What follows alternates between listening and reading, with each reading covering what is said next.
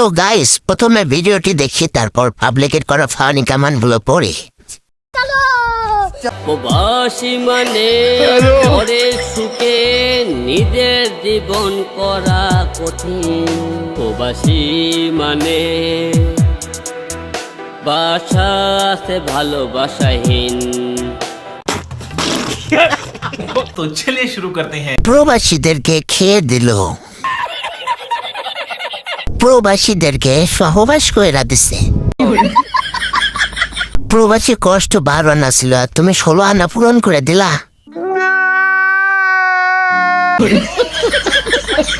এই প্রবাসী এতদিন আছে, তাও এত কষ্ট লাগে নাই যে কষ্ট এই গানটা শুনে লাগছে আমার।